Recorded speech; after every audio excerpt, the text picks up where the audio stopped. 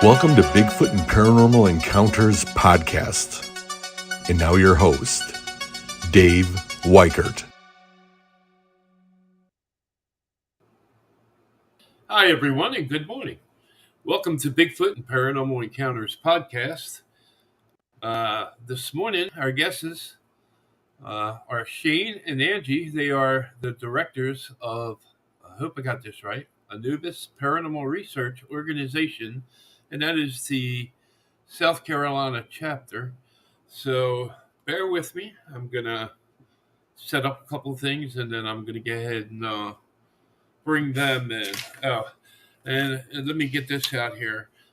Later today, there's going to be a new Facebook group page. It's going to be called Bucks County, PA Bigfoot Friends.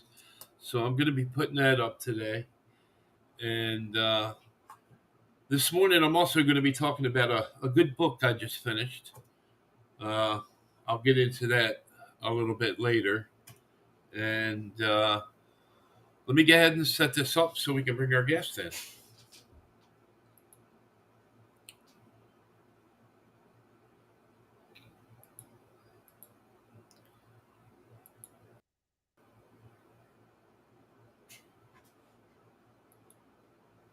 All right. Guys, how are you? Hey, guys. Hey. How are you? Yeah, I'm good. We had a little bit of technical difficulties there getting started, but it always works out. Thank the good Lord.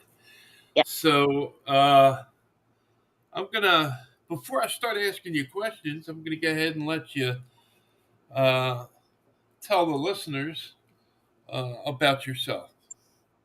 Whatever. My name is Shane, and this is my wife, Angie. We are paranormal investigators for Anubis. We had Low Country Paranormal when we first started out because around this area, there's not a whole lot of that going on. Like, people are really closed off about that around here. So I wanted to bring awareness to this area, and we found out about Anubis, and we know that that it was a bigger organization, and we really wanted to be a part of it. So so we became a part of it, and our chapter started growing in members like very rapidly. And we network all the time, and so our founder found out about that, and then made us executive chapter recruiters. So that's what we do. We target we go to other chapters around the world, internationally, nationally, and we look for motivated and driven people to be directors for Anubis. While you're telling us, I'm going to go ahead and put a couple photos up that you sent. I hope they're not. Yeah, that's our projection. That's our projection right there. That's where we plan on going. We also we have Scotland.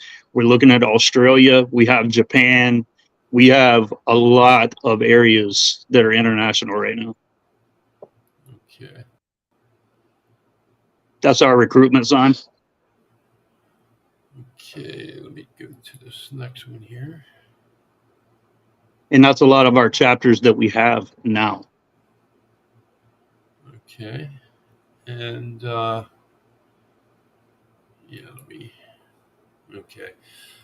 of them here is blurry, but I'll show it a little later. I'll try to straighten out before. So my first question to the two of you is what inspired you both to become interested in paranormal? Oh, Go ahead. well, him and I both, we've been together for 14 years. And ever since we've been together, we really put it together that we wanted to do this thing. He's had paranormal experiences his entire life. I've had experiences since I was like 10 years old.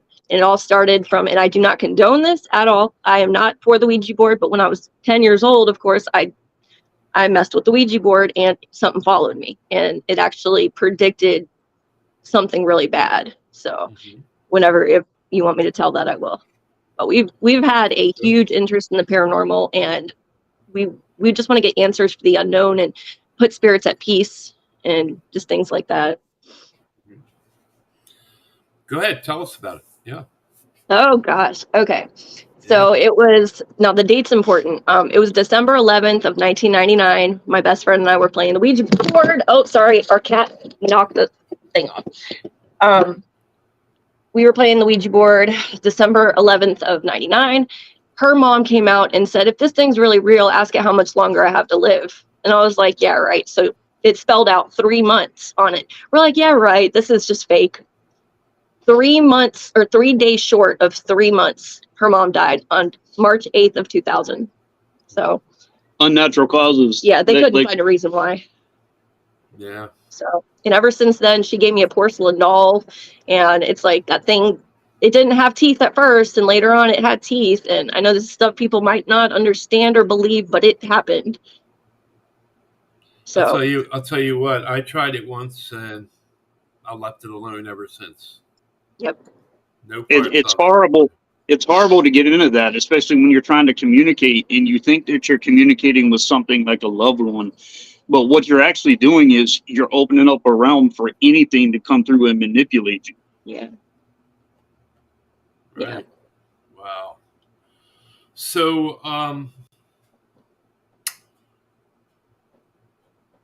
give me one of your, I'm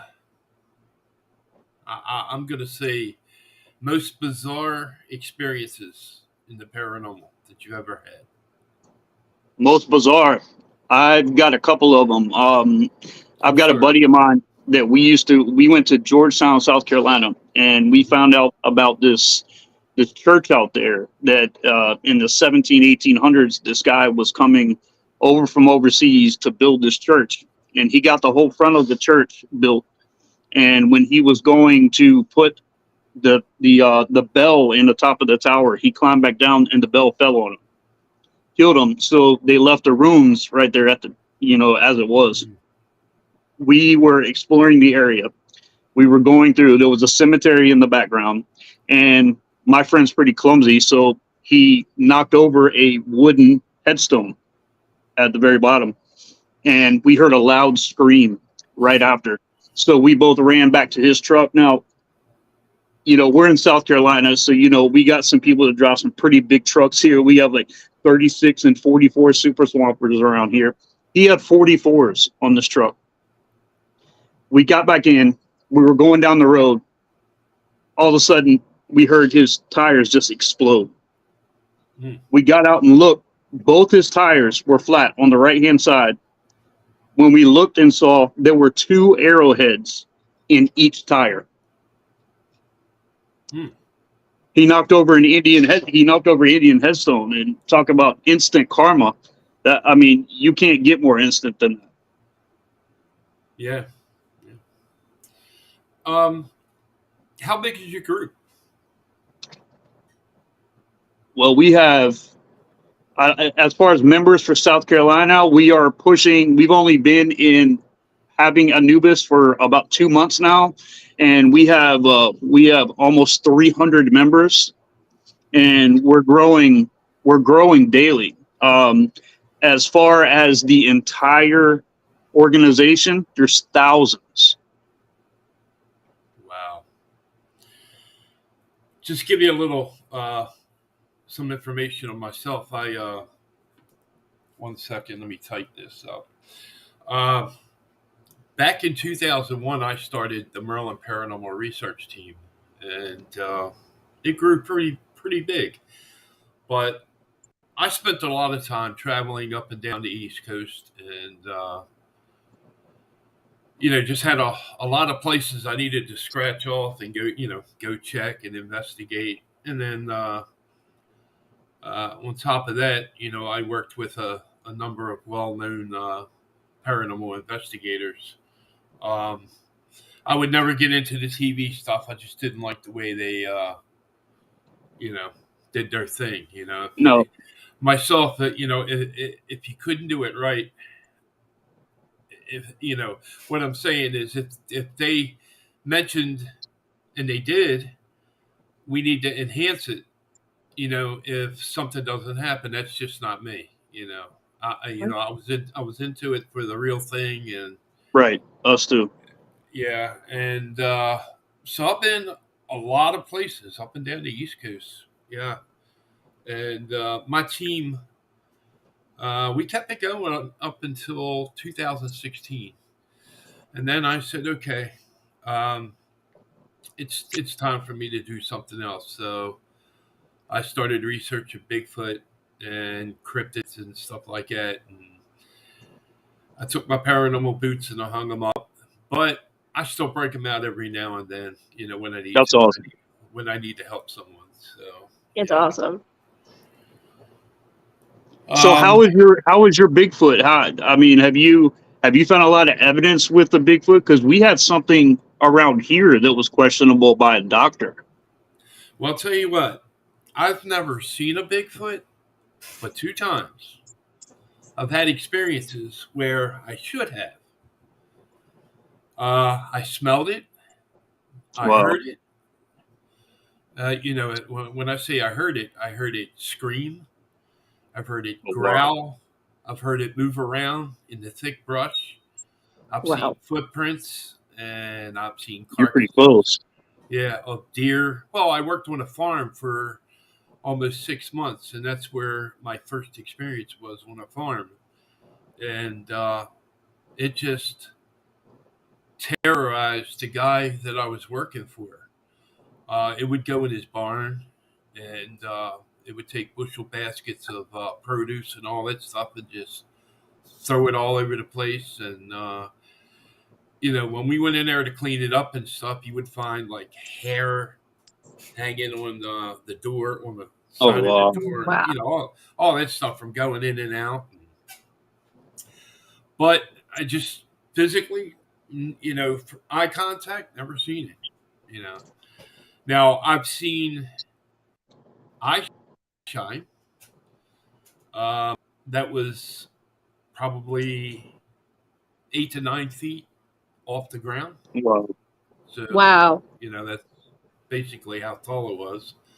And like I said, I've seen a lot of movement in the brush and trees and stuff like that, and trees back and forth being shook by the Sasquatch. The strength of it. And, yeah. So I know they exist, and I know I'm not wasting my time. It's Maybe never one a day, waste of time. maybe one day I'll see one. Maybe I won't. Maybe I never will. Right. But yeah. So what was your the experience with the doctor? We have Hunting Island around here, and it's a very beautiful islandy beach and forest area.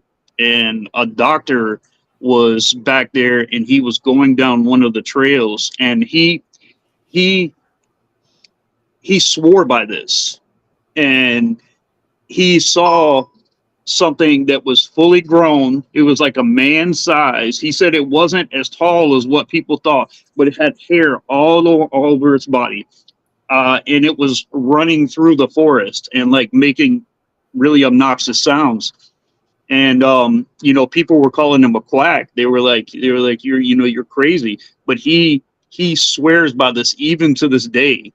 He said that there is definitely something out there on Hunting. Wow. Now But you said, it wasn't anything huge. I mean, he said it was about man size, so we're thinking 6 foot, yeah, something like that. I mean, it wasn't huge, but the thing had hair and fur all over it. And like you said, you found fur. They found fur on trees where he would go by. They found this long, excessive fur, and yeah, they couldn't find what animal that even came from. It yeah, wasn't a bear's fur. That it wasn't anything. They had no explanation about the hair. yeah. We were finding hair on bushel baskets, on the door, um, near some of the trees that were on the property. And the guy, my friend that that went up there with me to work, we would sit up on it. There was a deck wrapped all the way around this farmhouse, and we would sit up there and we would eat our lunch and stuff like that. And they would throw stuff at us, pebbles, rocks, fruit, all kind of stuff. Wow. So, yeah. Yeah, I'd be wanting to search too. That's awesome. Did you guys get any playlists? Did you guys do any concrete stuff where you got the size of the foot? Was it abnormal? No, because this was look. I just turned 60 yesterday. Yesterday was Wow. my Happy birthday. Happy birthday. Now, when I worked on this farm, I was only like 17. So, I was just then picking up books and reading stuff about UFOs and ghosts and stuff like that. So I wasn't really into it, So it's a shame though, because if it would have happened later in the years, I would have probably, did a casting and whatnot. But yeah. I just lost my thought. We do that all the time. All the time. That's what happens when you turn 60. Hey, I'm 45. I'll be 39. My memory's not good, so.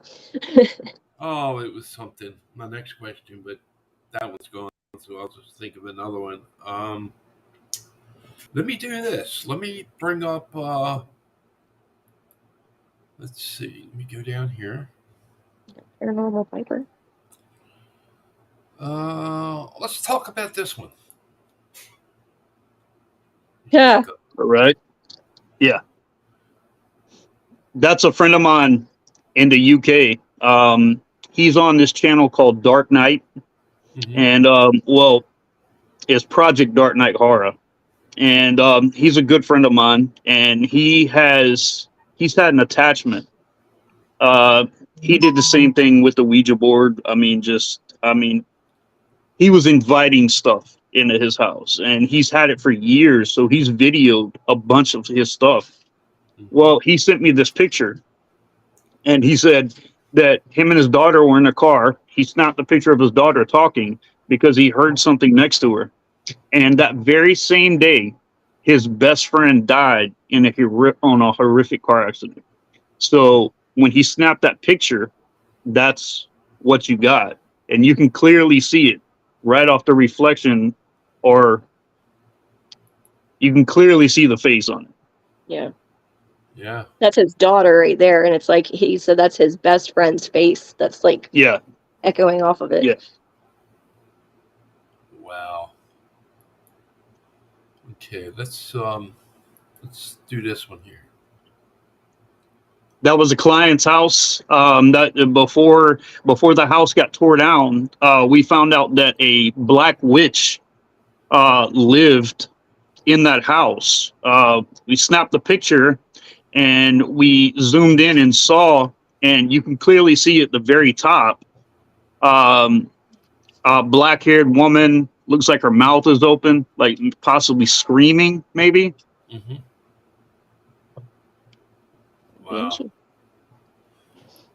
Wow. My question just came back. You had mentioned that the house you live in is haunted. Yes. Is that correct? Yes. Okay. Now you had sent me two videos that shows, the stick figures. Yes. For some reason, I couldn't get it to load into my library. Of course not. It didn't want to be shown.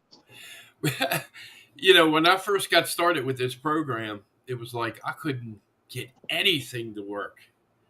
And it was like, this is crazy. So I started Googling and watching YouTube videos, and I started getting better and better at it. But there's still times where I try to show stuff,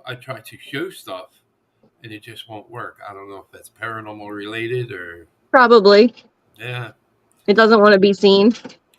But the two photos, they were pretty interesting. One was, it looked like a person, it was portraying a person sitting on a recliner. Yes. Yeah, on our couch. That was later on. That was the same night as the first one. The first one, I got my SLS out. I heard a noise coming from back in the laundry room area.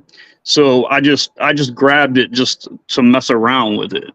And I was walking into the kitchen, and right around the corner, we put the SLS on, and that's what we got. And we got the stick figure that was standing there, Oh, the lights. and then the lights started flickering on and off, on and off, on and off. Nothing wrong with the electric.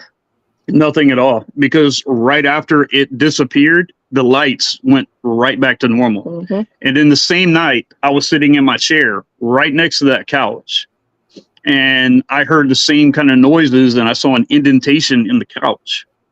Like, usually, like, if something sits down, you can see it move. And we did the same thing, and I put the SLS on, and you can see it clear as day, just sitting there on the couch. Yep. And we found that an elderly couple died in this house years and years ago. Okay. George. Wow. Yep. His name is George. He messes with our LED lights, which, oh yeah, they're on. Yeah, you see the LED lights behind us? Uh-huh. Yeah, he likes to mess with those. He likes to cut them on and off, on and off. Wow. Well, let me ask you this. Being in the paranormal, and I know because I've had this experience many a times. Have you ever had possibly, maybe, something follow you home and stick around for a couple days? Well, you think that because after you go and investigate an area, you come back and you're always wondering, hey, did something possibly follow me back here? Well, when you have activity in your house and everything, that's the first thing that you automatically think about. You think, did I bring something back here? Lucky, we have not had anything negative. We have not. And I like to get this straightened out there too. I was a pastor for 3 years, and I'm empathic. And when you try to tell people of a congregation that they think everything's demonic, Mm-hmm. if it's paranormal, it's demonic. If you see a ghost, it's demonic. Not all hauntings are demonic. Not all hauntings are evil. And I'm trying to break that stigma that people have on it. And I've been ordained. You can see there's my ordinations and license right behind you. Mm-hmm. So I'm licensed and ordained since 2016. And so cleansing a home of something evil or an attachment is really, it's a lot better. we just had one. Yeah. One of my nurses in dialysis, she has had an attachment her entire life where it actually drug her off the bed as a little girl. It followed her from California to here. Then it started messing with her 4-year-old little girl. Yeah. And so we went over and we investigated, and I can't put names or pictures or anything because the privacy of that client. Right. But it was playing cat and mouse with us a lot of the time. And we got some activity off the REM pod, off cat balls. We tried EVPs, but we weren't getting too much. There were extremely cold areas throughout the house. You could definitely tell there was a serious presence there. So we cleansed the house. We cleansed every wall, every window, every mirror. We closed every portals. We closed everything, every door frame.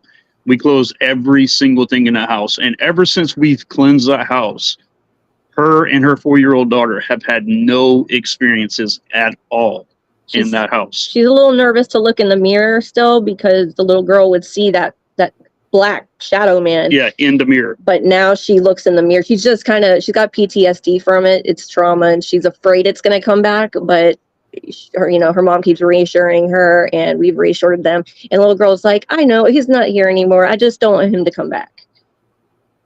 Wow. But yeah, 4 years old. I'm going to share one with you. You'll find this very interesting. I was the host for paranormal investigations at a place called the Ramblewood Mansion in Darlington, Maryland. And when I would come home from there, my wife would say to me, a few things would happen, and she would say, "I think you brought a friend home." I'm like, "I'll take care of it." So I wouldn't scream, or yell or anything like that. But I told it. I said, if you're gonna be here with us, you're gonna be respectful. If not, get out, leave.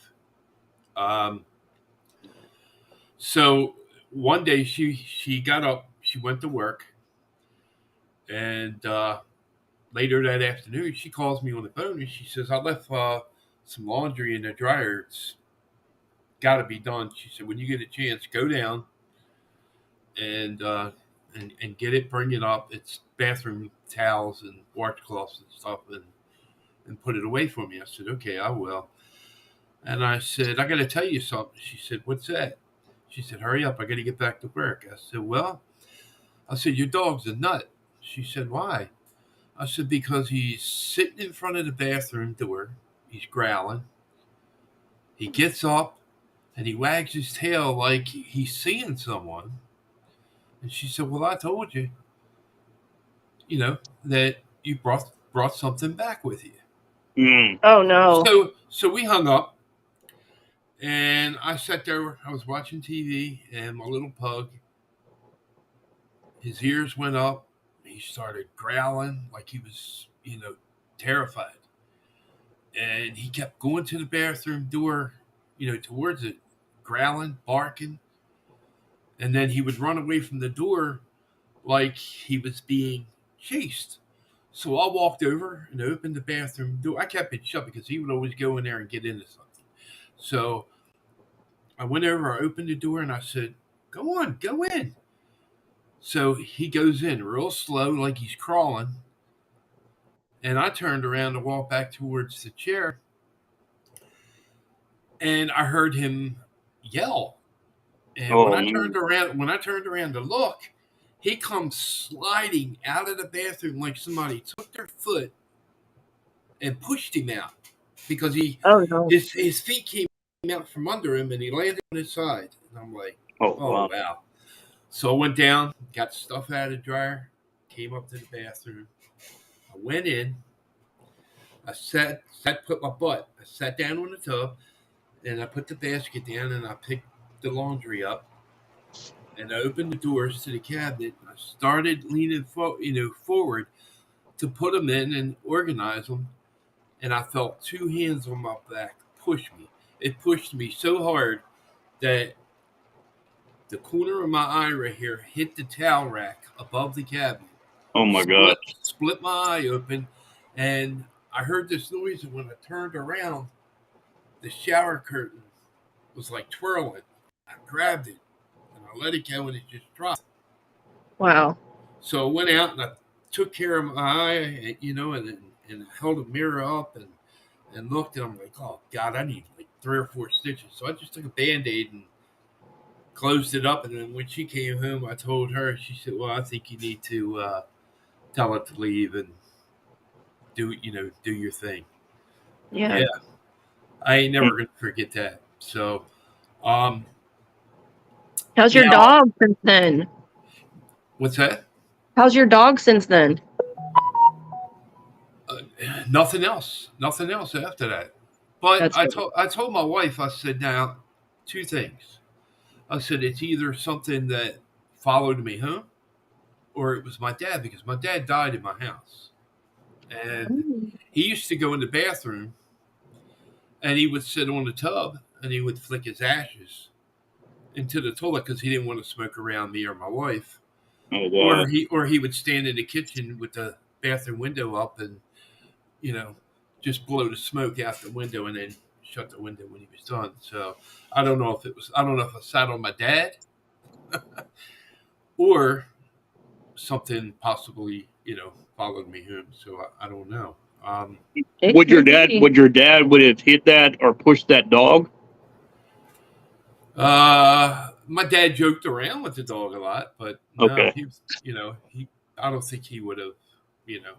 I mean, it's hard to say. Right. Yeah, my dad passed away in the house in Orlando that he lived in the bathroom, so that reminds me of that. Yeah, yeah. So and then of course, the following weekend, I went back to the Ramblewood Mansion. I came home, and my wife says, "You got some stuff that's going to be overdue at the library if you don't take it back." And I said, "Oh yeah, that's right." So I looked up on the entertainment center. I just glanced up, and I had a pile of books and about 8 CDs on top of them. No sooner than I glanced up and looked, they started flipping one at a time off of the entertainment Wow. center to the very last book, all of them, all over the floor. Wow. I looked at my wife, she looked at me, and our upright vacuum cleaner just fell over.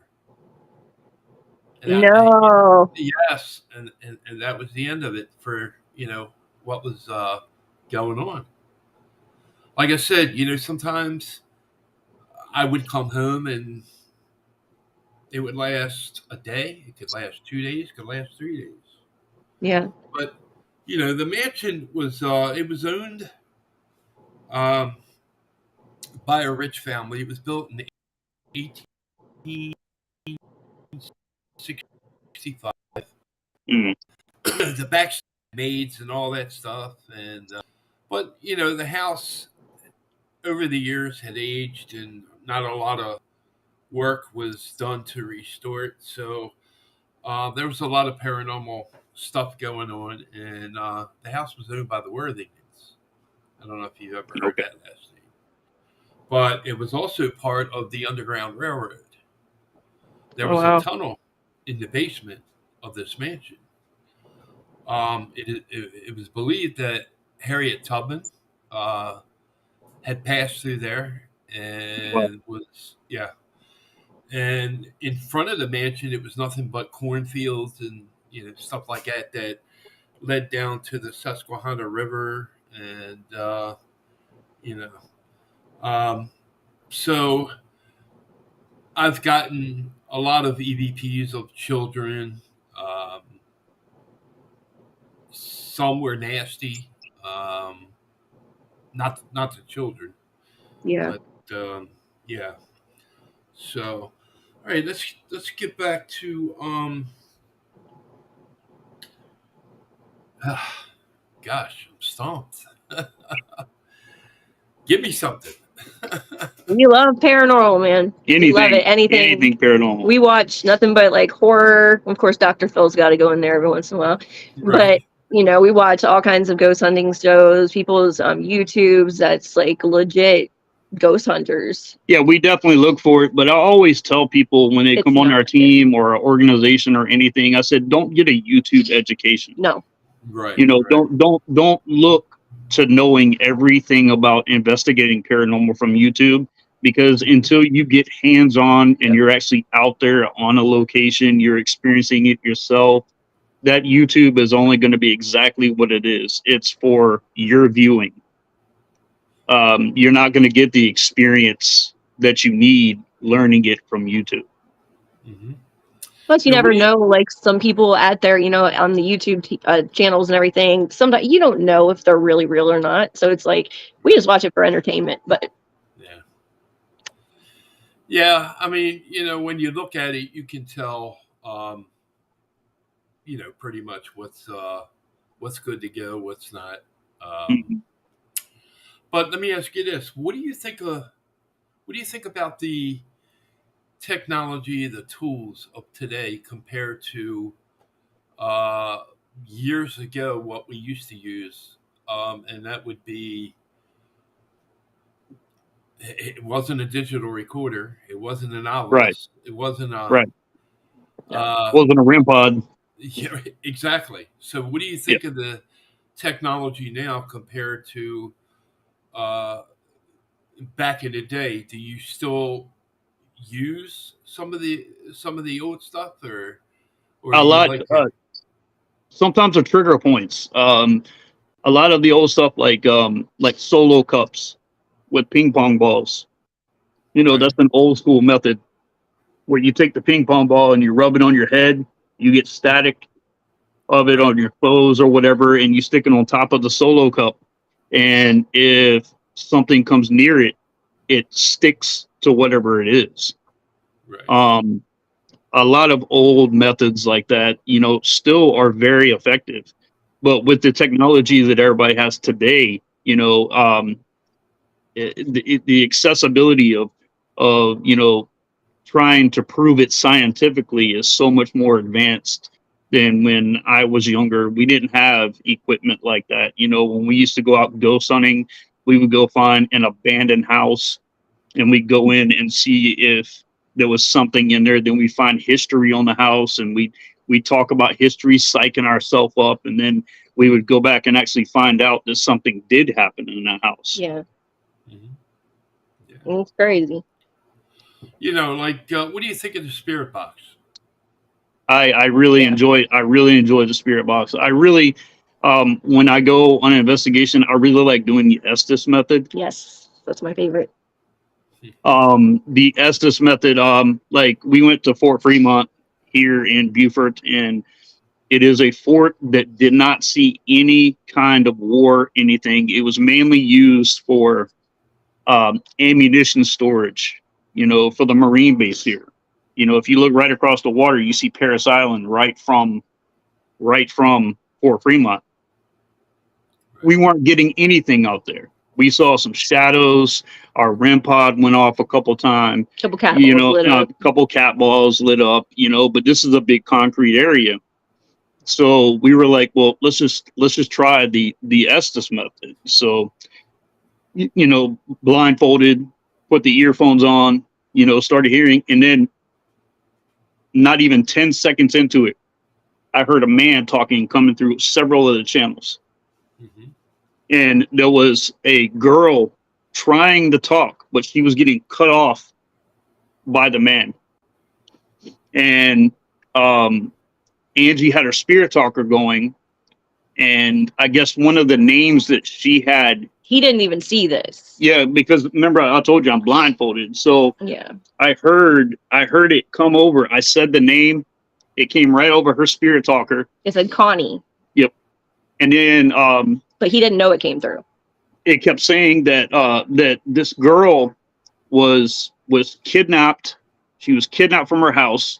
She was raped and she was never seen again.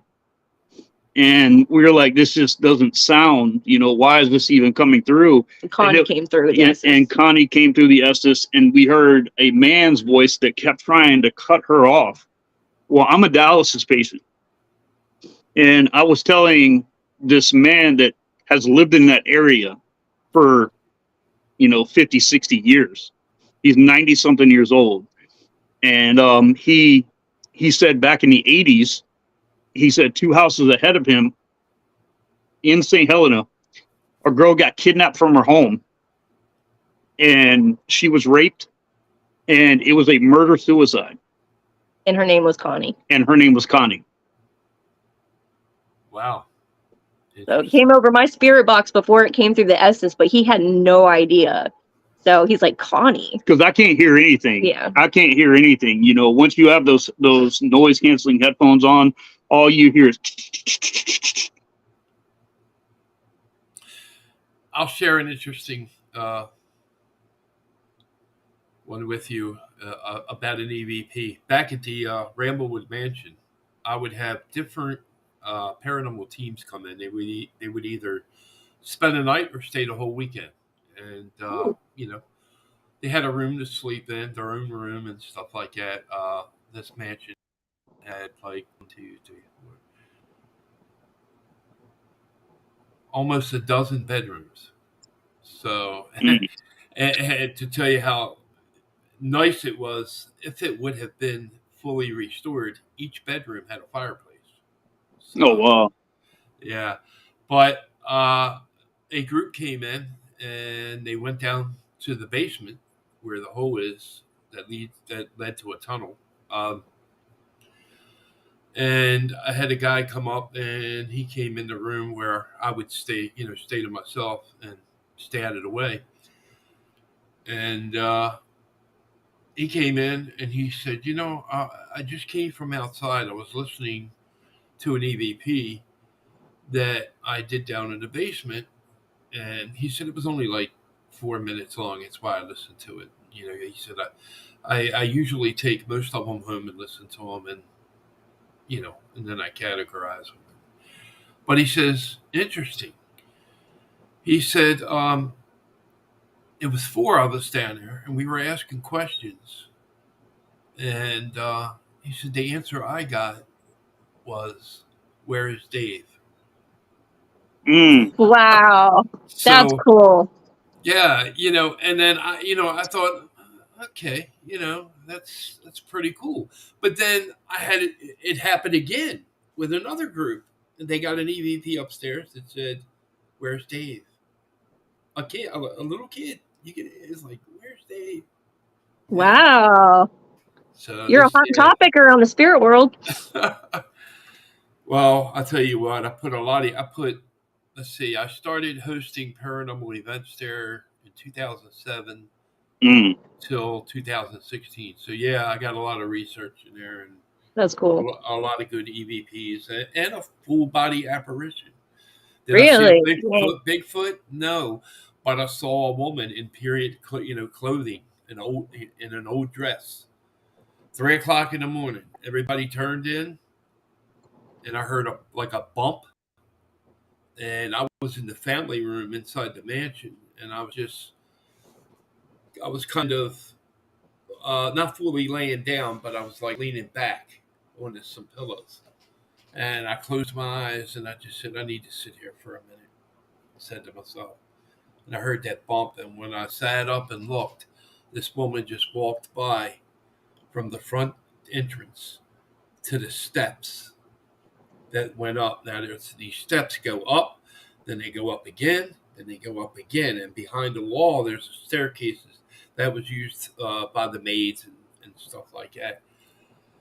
So by the time I got my eyes to adjust, and I got to the top of the steps, and I turned, and I knocked on the door of the guy that was in charge of his team, and I said, did somebody go out and get into a dress? And he's like, everybody's sleeping. We're done for the night. I'm like, okay, I hate to do this, but can you have them all? So they all came out into the hallway, and I said, okay. I went up the steps to the attic, because there was a cupola. It's called a cupola on top of the mansion. So I went up in there and I'm looking around. And so I said to the guy, I said, look, I said, do you still have cameras running? He goes, yeah. I said, well, can you check it in the morning when you get up? And he said, no problem. They checked it. Nothing. But I know Wow. I know what I saw. Exactly. And no one else saw it? No one else. Everybody else was in bed. Wow. I was leaving. Go ahead. I'm sorry. I just kicked back on the couch just for a few minutes, because my room was on the outside of the mansion in another room. It's like a kitchen and a small room where I would sleep. And yeah, I have a book that I'm going to write. It's got many experiences that I had there. But, oh, that's cool. I'd like to read that. Yeah, it's something where you get into it, you start writing, and then I had to put it on the shelf several times because of other things that I had to take care of, and then it just a period of time goes by and I grab it and I start writing again, and eventually I'll get it done. I'm hoping to get it out by the end of this year. That's awesome. So, so you guys travel. Where have you been recently? Well, around this area, we still have some areas around here that are untouched. We just got a location in St. Helena, which we just found out, which is a Bible camp. And supposedly back in the 60s, the children and all were at this Bible camp in St. Helena. and the counselors were sexually and physically abusing the children. Well, the preacher found out and went insane, and he actually killed all the counselors, all the children there, and then killed himself. Yeah. So we have the location, we've got pictures of it, and we're probably tomorrow. Yeah. We're going out there. We were going to go last weekend, but our AC went out in our house, so we had to wait for the technician. It's like 90 degrees here. Yeah, and I don't know if you know about South Carolina, but man, the heat here is unreal. Awful. Yeah, I've been. My daughter lives in Rayford, North Carolina. Okay. And I've been through South Carolina. And did I do anything in South Carolina? No. That's one place I never been. Well, I mean, like I said, I've been through there, but I haven't done any investigations anywhere. We live like 2 hours south of Charleston. We're about 30, 45 minutes from Savannah, so we want to go check out Savannah too. Yeah. Okay. Yeah. And eventually we'll go to Hell House. And yeah, well, we want to go to Hell House. We want to go to Haunted Hill House. Waverly Hills. We want to go to the Sally House. We want to go to Waverly Hills. Conjuring House. The Conjuring House. There's plenty of places. And I know the owners of a lot of these too. I network with a lot of these people. Like I know the host team for Hell House. And, that was a movie. And what they've been doing is they've actually been bringing in people to actually investigate on YouTube. Yeah. To show that it's not just a haunted attraction one time a year, that it's got activity, and it never disappoints. No. Let me ask you this: Did you see the episode I did about sightings? I don't believe. No, sir. I had Al Rober. He was a EVP specialist that used to appear on sightings quite a bit. I had one of the producers from the TV show Sightings. Oh, wow. And the third guest, but had to cancel, was Henry Winkler, the Fonz. No. Oh, wow. Yeah. I mean, he did have the decency, the courtesy to contact me and tell me he would not be able to do it and had to cancel. But oh man, that would have been great. It would have been really nice. So yeah, I had Al Rober and Mike Burns, one of the producers of the TV show Sightings from years ago. That's so cool. And yeah, it was an awesome show. If you get a chance, watch that. It's very, very okay. Cool. We definitely will. Absolutely. Yeah. Gosh. I hope I'm not like this when I turn 61. I'm just not good today. Yesterday was, like I said, my birthday, and I didn't drink a lot, but I was say that's what it is. No. But I'm almost 39 and I've had 5 concussions, so my memory is not the greatest. I'll walk into a room and forget why, and I'll go do something else. I'm like, oh yeah, that's why. Go back to it, still can't remember. Let me just take care of this real quick. I hope the Facebook user see when somebody goes into the Bigfoot and Paranormal Encounters podcast room. They have to give Restream permission to show their name on in this chat room.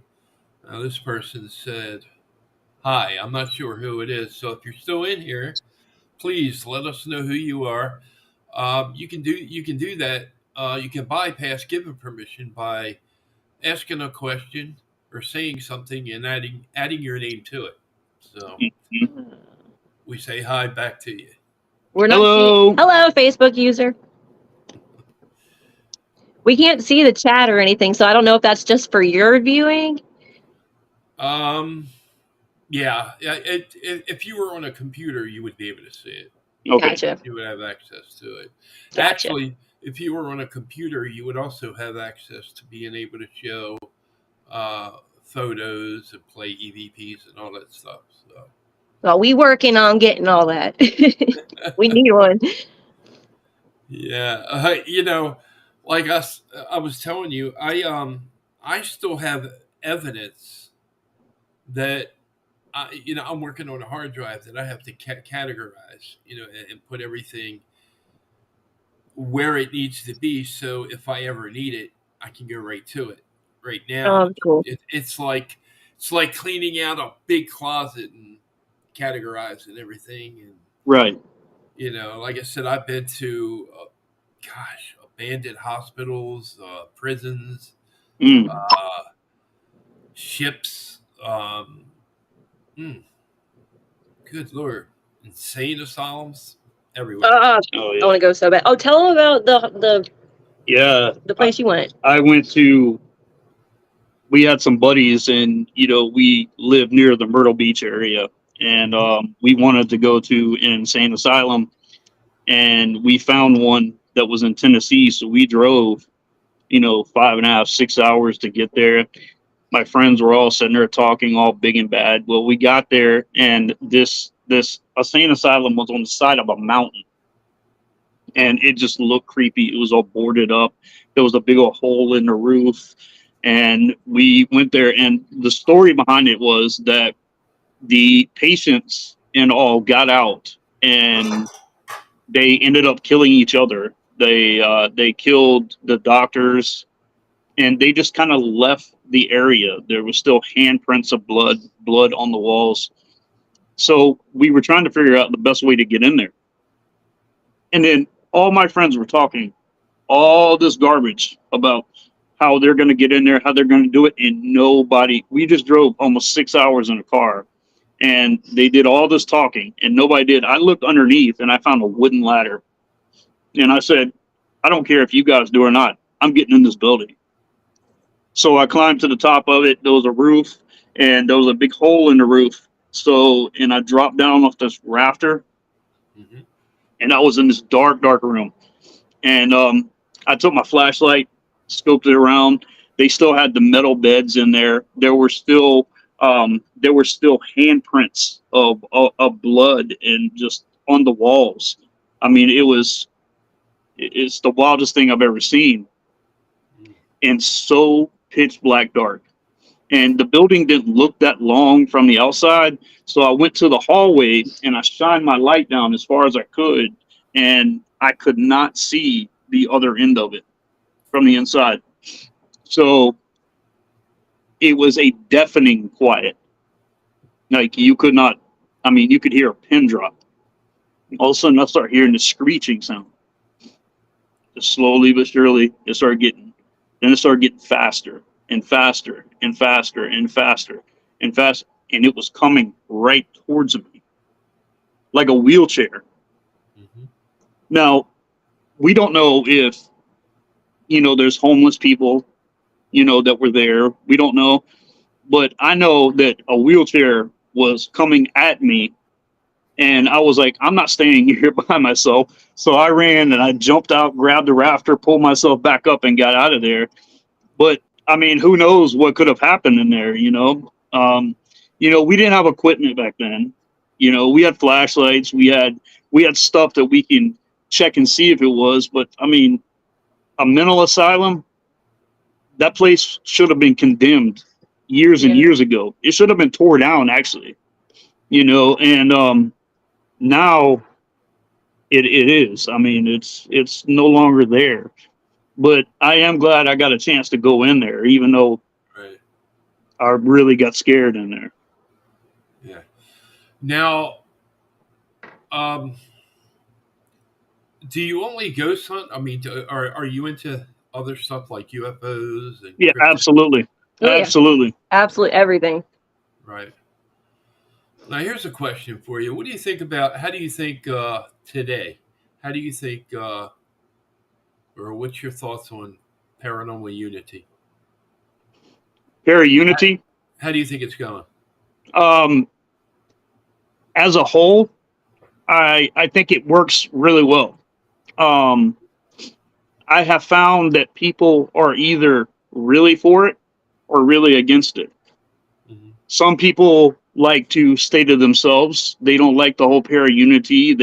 They like to have a team and just kind of stick to themselves. I believe in networking. I believe that we are all in this together. We're all trying to find answers to the same thing, and us discovering and the unknown, and giving peace to that. And so I network with hundreds of people that are in this industry.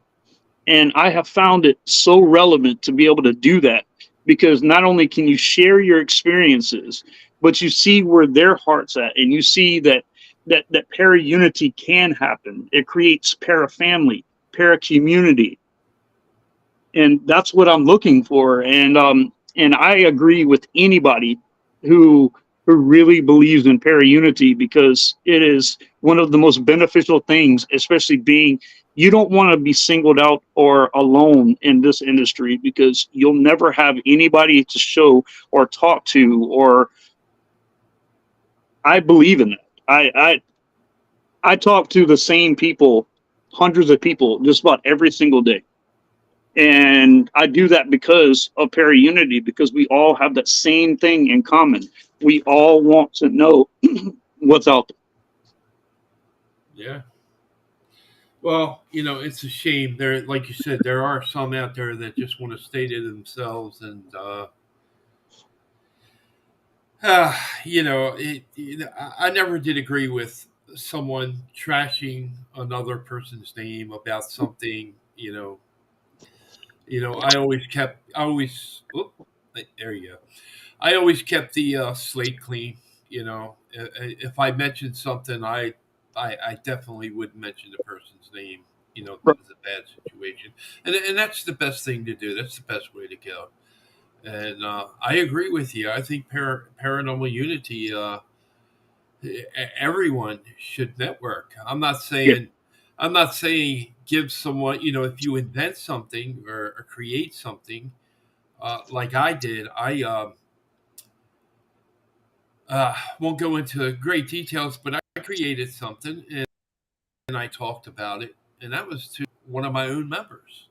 Mm, So, ghost hunters, came to, when I was living in Baltimore, came to Baltimore, and they went to a public Baltimore County Library, and my member went there because he wanted to get photos and autographs and stuff like that. But he spoke about my invention, and mm. guess who? Yeah, guess where it rounded up at? No, Yeah, that's won't go there. horrible. But I'm okay. I'm all right. I'm No, okay. that's not cool at all. I don't like that. Yeah, but I let my member go. I told him, I said, it wasn't cool. You shouldn't have done that. So No, Yeah. just be on your way. no. Yeah. And But I guess that's why a lot of people like to stick to themselves. We have chapters in our organization to where they'd rather stick to themselves, and because of conflicts and issues and stuff like that. I've found it that if we grow together, we grow together. And I network with several chapters, even in our own organization, and we have grown together. Between three chapters that I network with, we were on the brink of 600 members between three chapters, and that's in a 2 month era. right. It's all about preference. If you want to stick to yourself, that's fine. There's nothing wrong with it. If you Absolutely. want to branch out and, get support from others, that's fine too. Yeah. Yep. But it's always good to have support in this field. We're all in this together. We're all trying to make the very best of the name paranormal. And if we can unify, if we can come together, then it's better for all of us, really. So what? Let me ask you this, both of you actually. Uh, Whoever wants to go first. In the paranormal, what is your what is your specialty? What do you enjoy the most in the paranormal? When it comes to uh, I'm trying to. I want to say the right name or word for it. I'll just say gadgets. Whether it's a digital recorder, audio, video, what. Um, I like video. Um, I like using REM pods. I like digital EMFs. I like EMFs to where they actually show the temperature. And if there's a fluctuation in temperature, if it goes 5 degrees down, 5 degrees up, it notifies you. K2 meters are great. If I use a K2 meter, I don't usually like to walk around with it. I'll take it and set it down. And if something comes near the K2 member or K2, it goes off then. Grid pen. But a grid pin, we like using grid pins. They're cool. We like spirit boxes. We use EVPs. We use every portal. And we also, I have a guy in North Carolina that actually built me a portal, and it hooks the spirit box right into it, and then the reverb and everything. You adjust everything, and it takes the white noise out of it, and then the words, whatever is coming through the spirit box, comes out in that portal. Yeah. Well, how about you? What do you enjoy? I love the REM pod. I keep telling him I can't wait to go investigate because I want to bring out the REM pod. The noise canceling headphones with the spirit box is amazing for the SS method. That is probably my absolute favorite when it comes to investigating. Because like him and I, we went out to Old Sheldon church ruins. It was a church back in the 1800s, and it was, I guess, burned. It was burned twice. And so they have a whole bunch of headstones out there. A bunch of family members are all buried out there. Well, we were doing the SS method out there, and I could hear from about 6 feet away that you hear the white noise through the headphones. So there's no way he could hear my questions. And I was asking, and I was like, how old are you? And it said, and he goes, 65. He goes, I don't know if that makes sense, but 65? And I'm thinking, okay, cool. It does make sense. And we asked a couple more questions. I said, okay, are you, you said an age. Can you tell me again? How old are you? And then like 2 seconds later, he goes, old enough. That's what he's hearing through the frequencies. And I was like, old enough. I was like, come on, tell me, how old are you really? And he goes, it said 65 again. I'm sorry if this doesn't make sense. And I'm like, whoa. It was answering questions as I was asking them. It was really cool. So just anything like that brings to where, like, it brings clarity, and you're not confused about it and stuff like that. It's really cool. Anything where you can have an explanation behind it. I go into any investigation, any kind of place, trying to debunk everything. Yes. I debunk everything first. I look for the obvious first. Is there a lot of electricity coming out? Do you, if there is an energy level there, is it higher towards the wall or away from the wall? Or I try to debunk everything first. All the obvious things I try to delete out my head, just get out the way. And then once we start getting evidence, then we know that we don't have to debunk it anymore because we've already looked at all the obstacles around to debunk. Yeah. And then we start getting some solid evidence. So the cool thing is when you hear it come out of the portal or even the spirit box, like the portal especially, you can hear the different voices that come out. And then when they say stuff with the voice and relevant to what it's just the craziest thing. It is. There's no explaining that, but you can't argue with that, Yeah. Mine is audio, but I like trigger objects as well, like toys and stuff like that. Yeah. And I'm not necessarily seeing toys that talk or light up. A toy, there was a old school that was built on top of a property that was that a massacre had taken place, and a lot of people had died.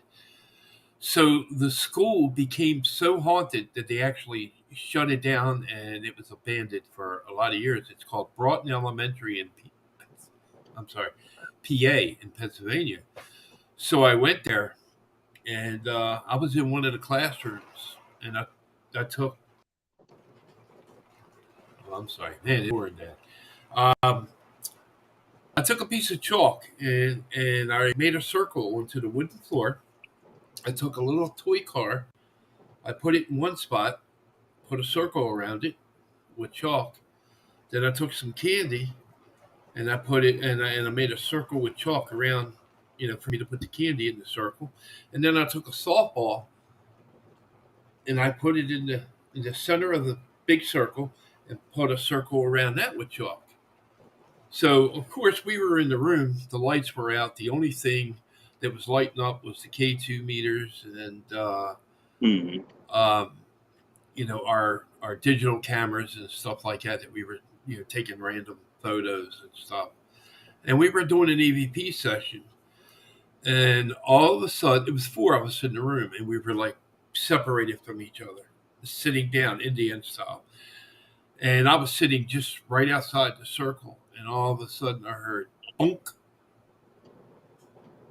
and my one of my team members said, "What was that?" I said, "I think it was the softball. That's what it sounded like to me." He goes, "Oh, Mm. let me look." So he came over and he turned his flashlight on. He said, "Yeah, the softball's outside the circle." Oh, wow. Okay. Wow. And I said, "What about the little car? It was a Hot Wheel." He said, "That's fine. That's still in the circle." I said, "What about the candy?" He goes, "No, the candy's fine, but the ball's outside the circle." So he takes the ball and he puts it back. And we finished the EVP session. Now, when I went back to the break room and I went to play it back, when I had asked, "How about the candy?" and my team member says, "No, the candy's fine. It's inside the circle." You hear a little boy say, "Where's my candy?" Wow. You No. heard it over? Oh my God, I'll send it to you clearly. Okay. Oh, I love it. Yes, it's like a, what do they call it? How do you Clear as classify day. it? I'll tell you what, I give it a 10 plus. That's how Oh, clear wow. it was. The little That's boy so just cool. spoke up and said, "Where's my candy?" Mm. Like somebody was going to move it or take it. Yeah. They're gonna So, beat you up if you don't give them their candy. so I spent a great deal of time in that room, and I'll even look for the photo I got when I took a random shot in that same room. Okay, near the chalkboard, there's this ecto, and there's Oh, a little boy's face inside of it, that's Mm. and so that was cool. awesome. Yeah, we love to see stuff like that and hear all kinds of stories. We could talk about paranormal things and the unknown all day long. It's I'll just what we do. I'll send that to you, but do me a favor. Yeah, please do. Yeah, send me a text and remind me because Okay. Okay. I told my wife, I said, "Look, I said you can't yell at me anymore. I just turned 60 yesterday, so if I can go to the kitchen. I swear, I can go to the kitchen, get a cup of coffee, put the cream in it, stir it.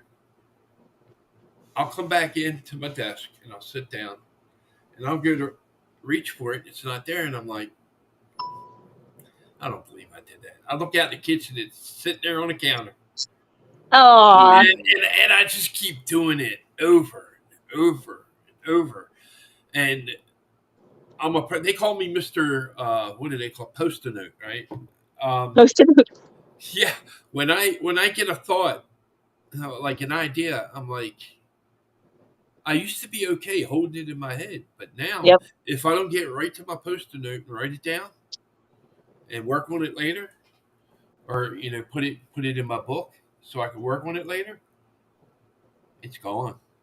Mm. That's what I need to do because I mean the God, biggest lie I will ever tell myself in my adult life is that I'll remember that. I don't need to write it down. That's a lie. I've gotten to the point where it's getting bad. I mean, Yeah. I went to the doctor. He said, "You're fine. Maybe you're doing too much," and maybe I am.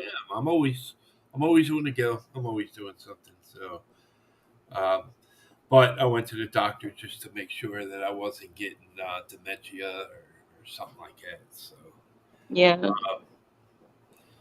now, uh, what about Do you have any scary videos that you ever captured? Mm,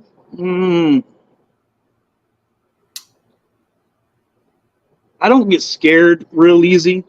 Right. So, Well, I don't necessarily mean scary, but good. yeah, like spooky videos, anything.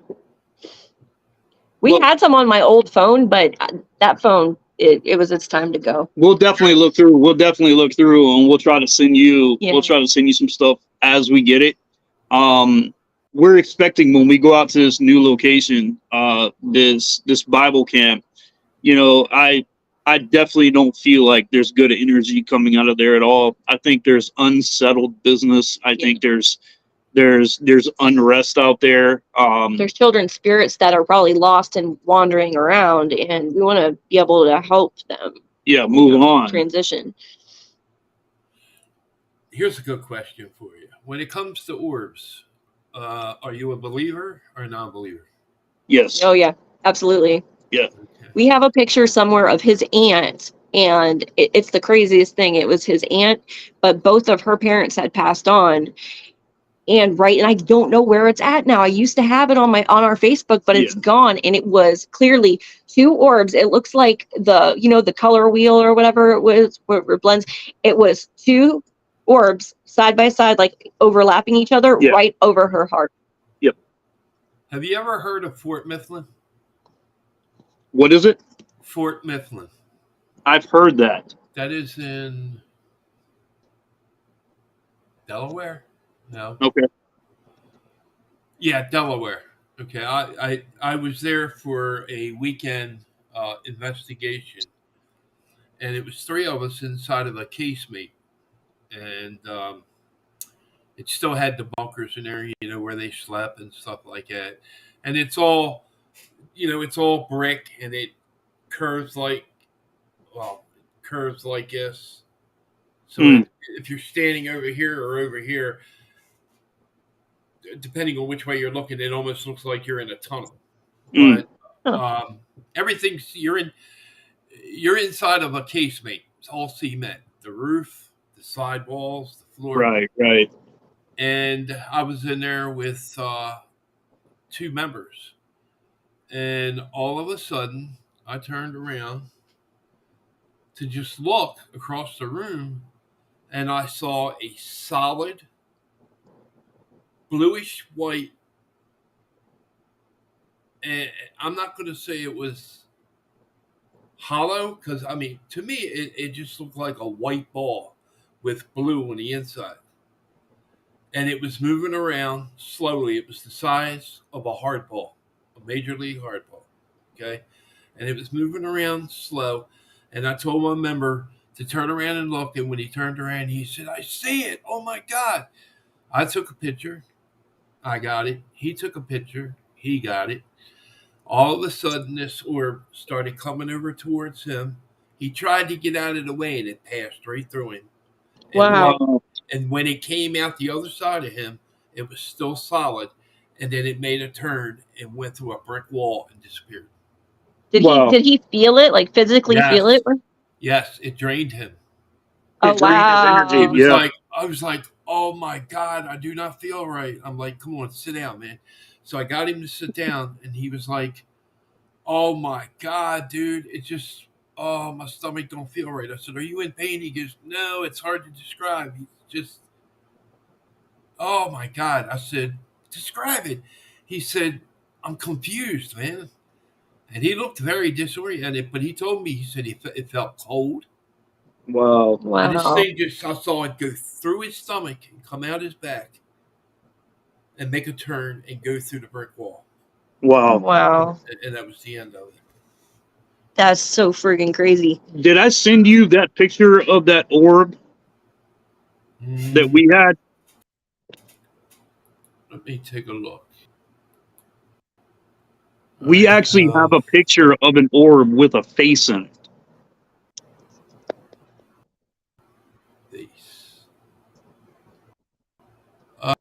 I'm not sure. I'm not seeing in the library. I'll send that to you. That's from a friend of ours too. That's from a friend of ours too, and it's magnified like 1,000 something times. Yeah. You know, You can because see a face in you it. can clearly see a face. Mm-hmm. Yeah, I don't see it on here. Okay, we'll send it to you. Yeah. So, let me just take a look at something here. Okay. Real quick, I want to do a shout out for a friend. Uh, so, I didn't put the book on here. Okay. So I want you guys to know about it. This book is called West Virginia Paranormal Gateway, and it is by Ooh, Fred Saluga. I do have his picture. I'll put that up. Oh wow. that's Okay. cool. And the book is about UFO sightings, ghosts, Bigfoot, and other cryptids. And it's called West Virginia Paranormal Gateway. Awesome. That's cool. I just finished it up. Great book. That's Great so book. cool. You saw a UFO? Yeah. I Yeah. did, but I can't really remember too much of it. Yeah, he saw a UFO. Yeah. My father and I've lived in the Low Country my entire life. I lived around the Bluffton, Hilton Head area my entire life. And we used to live in this place called Linden Plantation, which is right outside of Bluffton, going into the Pritchardville area. Mhm. And my dad and I were right checking the mail at the front of the road. And he tapped on, he says, "Come here." He goes, "Do you see that?" And we looked up, and no, I mean, both of us saw it. And we both look at it like, the military puts a bunch of stuff out. We wanted to make sure it wasn't a military, but this thing made no sound. There wasn't any kind of engine sound, anything, and it was a triangle dead in the air, had lights going around it, and the second that we both saw it, it shot across the sky. So my dad got back in. He was like, "You did see that, right?" And I said, "Absolutely." I said, "You did too. Let's just make sure that we're both on the same page about this." Right. We went down, and the road was probably 2.5 miles down, and it goes towards the water. And we got down there at the very end, and we looked, and you can clearly see this thing is going across the top of the water, and a light came out from the water, and that thing shot straight down and disappeared, and we never saw it again. Mm. Yeah, I've had my first UFO sighting was when I was 13, and my brother was getting ready to go on a trip to Canada, and I Mm. was in the parking lot waiting for him to be picked up, and I was going to help him, load his stuff into the truck. Um, and one of the other he belonged to this thing called the Boys Brigade. It was like Boy Scouts. And one of the other kids looked up and saw this thing, and my brother was like, "Move, move, move!" He goes to get his. He goes, "Oh, I left my camera on the bed. Dave, run down and get it." Well, thank God it was only a block away, so I ran down to get the camera. And when I came back, um, I, I said to him, I said, "This camera ain't going to get a good picture of that." He said, "Just give me the camera," and he took a picture, and it didn't come out well after he had it developed. But yeah, it was like a shiny silver uh, disc, just sitting still. It was hovering and it wasn't moving. And then all of a sudden, it took off a little bit to the right. Then it went to the left a little bit, and then, like you said, it shot across the sky and was gone. That's the Yeah. fastest thing you ever see. Yeah. So, and then of course, later in life, I was a mobile DJ for 30 some years, and back in 2000. Now this is weird. 2017, me, my wife, and my nephew Chuck.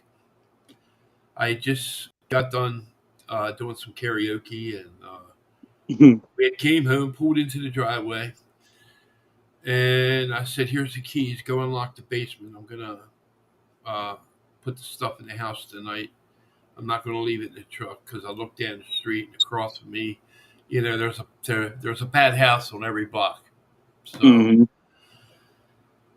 So he goes over and he unlocks the basement door and he comes back and he says, "Before we unload, let me smoke a cigarette." I said, "Okay." So he just happened to look up and saw these three orange glowing lights side by side. Mm. And he taps me on the arm and he goes, "Uncle Dave, look." And I looked up and I was like, "Oh my God." So I went up the steps and I went onto my porch and I'm looking over the railing, from underneath of the roof, and I'm looking up. And I showed my wife, and she was like, "I'm going in the house." So me and Chuck stayed out there watching it.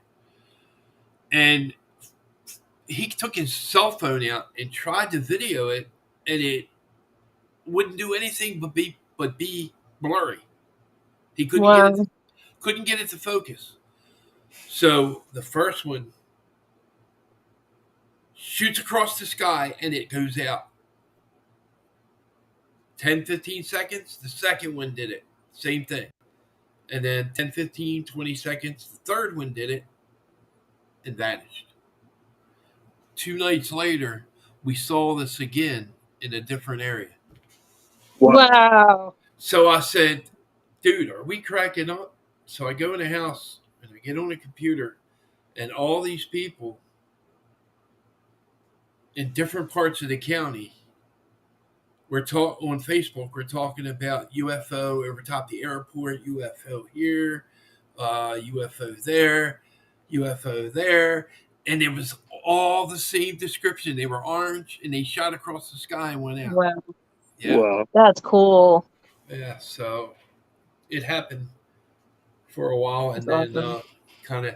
But I'll tell you what, has it or has it not been a lot of sightings lately? Yes. Yeah. No, absolutely. Absolutely. A lot. My question to you: are they coming? I think they're one step closer every day.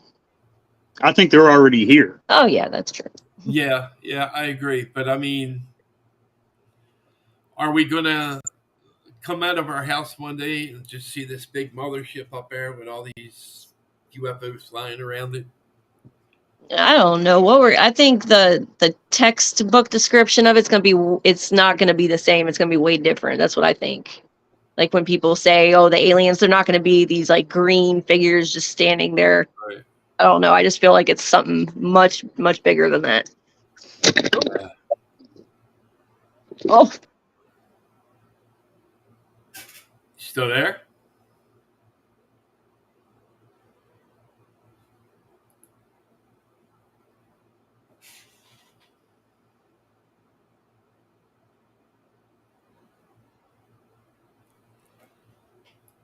we lost you. Sorry. I got you back. Yep. So, let's get back to the paranormal. Okay.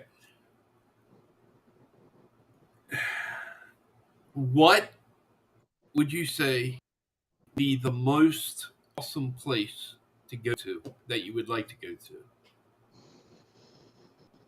There's so Haunted Hill House. Yeah. Haunted Hill House. Hello. The Sally. Yeah. I really want to go to the Sally House. Haunted Hill House. I know the owners out there. Yeah. There's several different entities in that house. People get scratched. There's a video you can look up of a girl laying on the bed in there, and she gets ripped off the bed. And you're talking about the Haunted Hill House? Yes. Okay. Yes. Okay. We definitely want to go there.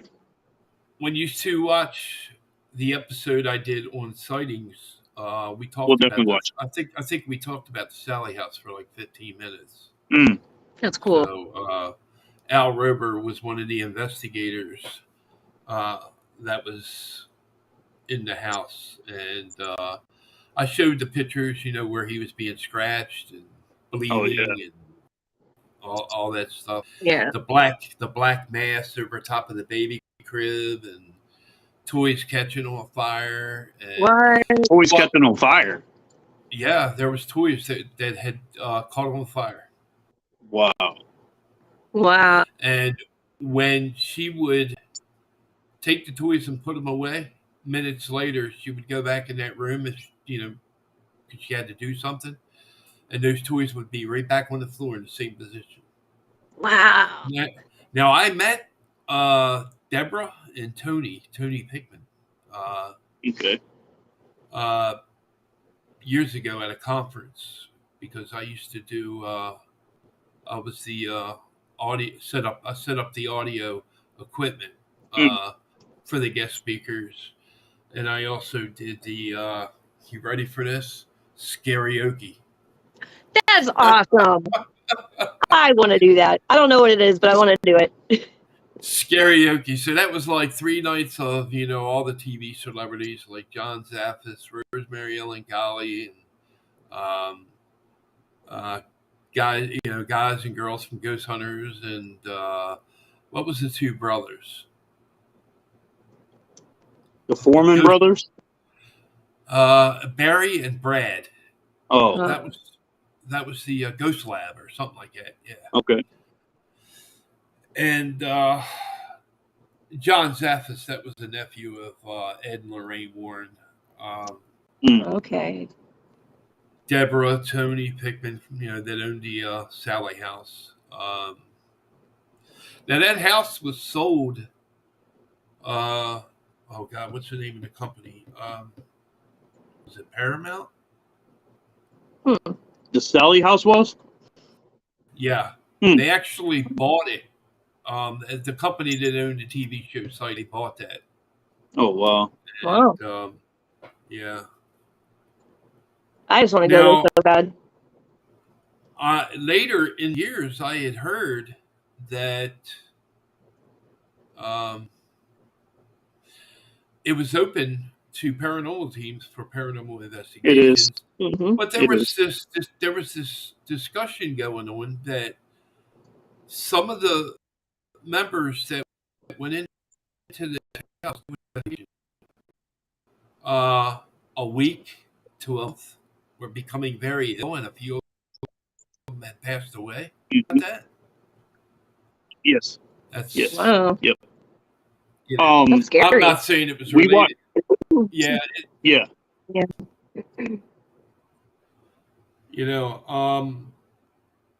Don't know if the truth was that it was related because of the house.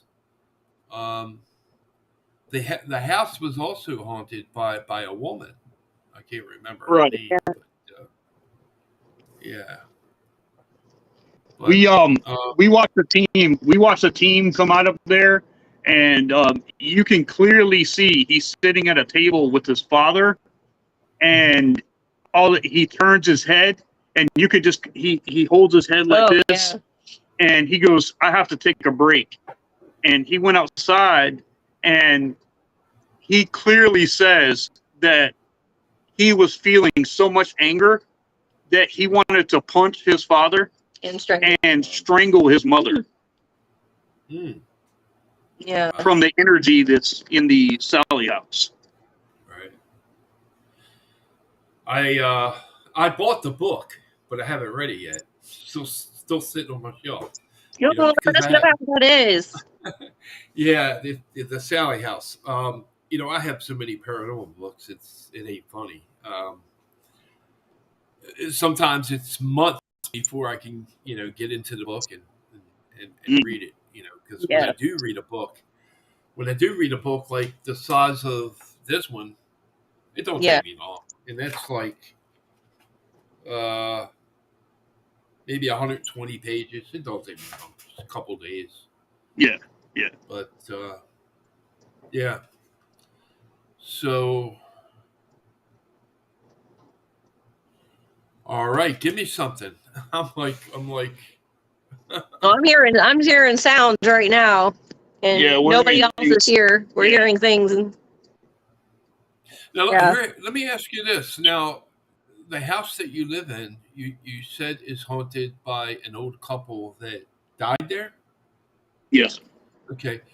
When you hear these noises, do you place sound recorders in an area and just leave it there for a while, or what do you do? We try not to. I, We don't want to provoke it in the house. I don't. I Right. don't like. I've always had this thing about investigating in your own house. Yeah. Right. I know a few I people don't. that I do don't really agree with that because I think that you can stir some things up that you may never be able to fix. Yeah. You might invite something in on accident and then it won't leave, that. Okay. We're very So mindful with that. let's say this. Uh, you say that the house is haunted. Okay. Now, let's just say one evening something happens, and this something that happens, you're not happy with it. Um, do you just overlook it? Do you tell it needs to be respectful, or how do you handle it? That's the same. We speak to it in a very respectful way. Because we want to be respected too. So, I mean, little games here and there, like cutting a light on or Opening our knocking, cabinets, all of opening the the same. cabinet, something Yeah. like that, that's a given. But to be a troubling, like a malevolent, like we won't handle that here at all. Yeah. Right. We don't want that in here. Well, he's cleansed all the walls, every Yeah. bit of our house. Yeah. So And I will if something like that does happen and it's something that we don't have an answer for and we don't feel comfortable with it, then Okay. we'll definitely cleanse the entire area. Gotcha. we'll joke around that, like when the lights flicker, someone will be like, "Hey, George." Yeah. Okay. I'm just looking for something I need to. Okay. Okay. So how many years have you been into paranormal stuff total? Well, I had my first experience when I was 13. Right. Yeah. That was the same year that my brother went on that and saw that UFO, and I saw the UFO, and he went on that trip, and then months later he was in a tragic automobile accident, and and passed a week later after the accident. Sorry. Thank you. And I had an experience. I'm saving that for my book that I'm writing. Um, After that, just a lot of. Let me say this: there's been a lot of tragic losses in my family, and it always somehow it was either angelic, paranormal, or a strange encounter. And the baddest month for my family is August, and that's coming up next month. What usually happens in August? We've always lost somebody. Oh wow. Yeah.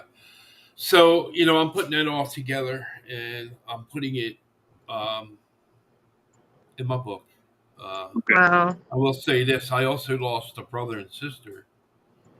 My parents, before I was born, lived on a shore home, and they were both working. And my cousin was watching my brother and sister. He was 8, she was 6, and the beach ball went into the water. But it was next door, and next door was a boatyard. So my sister went in, she went under. My brother went in, tried to get her, and they both drowned. Oh Oh, my wow. gosh, I'm I'm so sorry. sorry. So my parents, and in '76, that's when my brother had his car accident right after he graduated from school.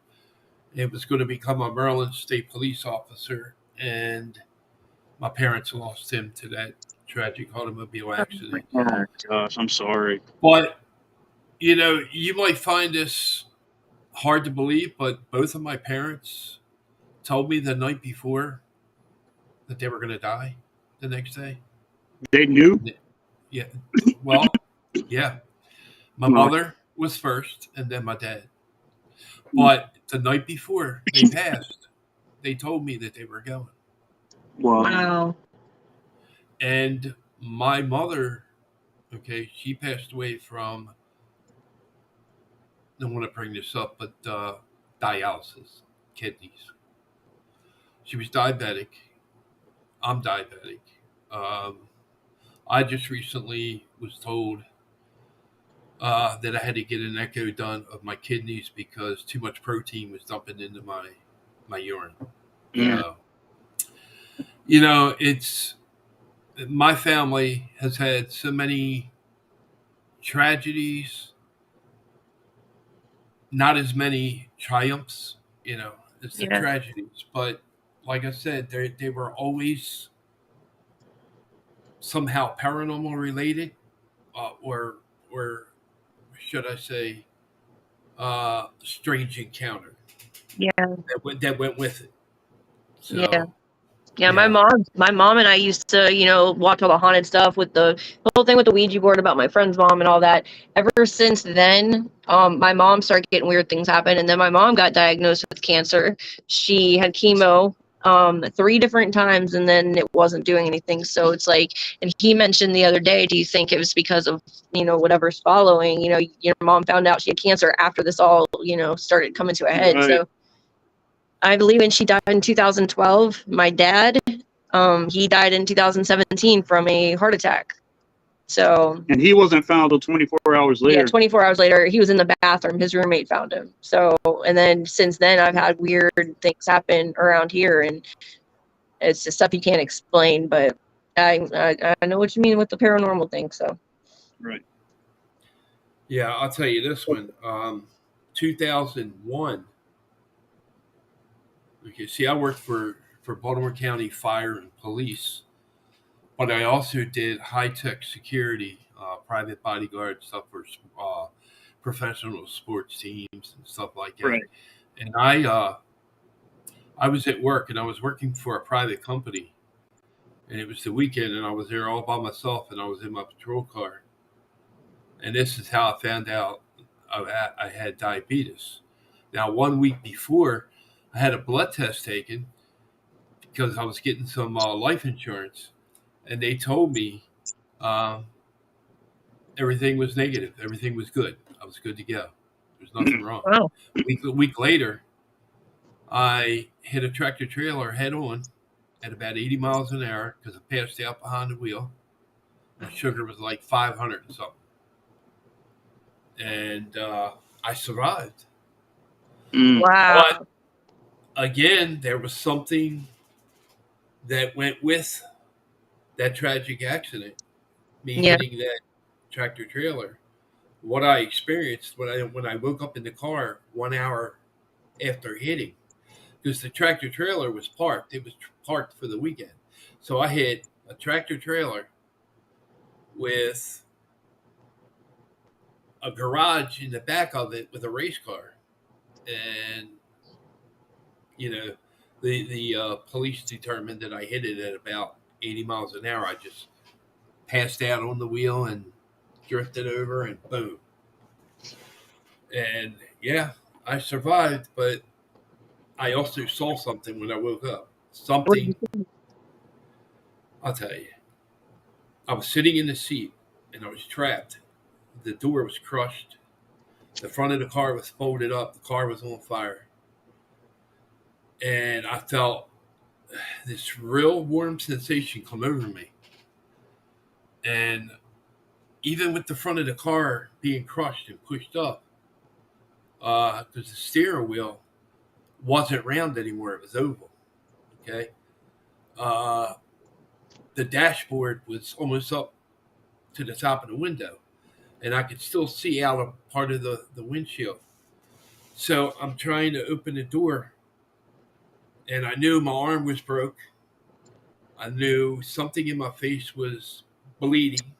I knew my nose was broke, and I could just feel trauma to my face. Hmm. And I kept hitting the door, kept pulling the handle, and the door wouldn't come open. So I just sat back and I closed my eyes, and I felt this warm sensation come over me, and I heard this noise that is very hard to explain. It was like a humming noise. Okay. And when I opened my eyes and I turned my head and looked back a little bit, I saw all these different colors: yellow, blue, red, green, pink. And it was just lighting up the whole back seat of the car, the window. Oh, wow.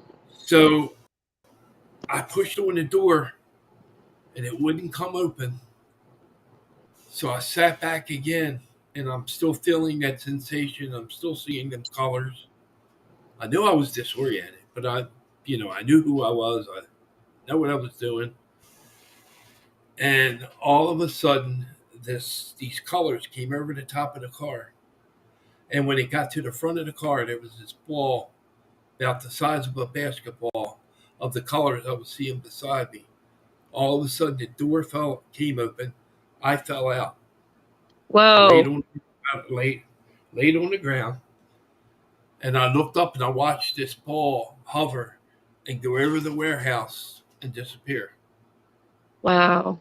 So then I got up, I reached in my jacket, I got my cell phone, and instead of calling 911, I called my wife.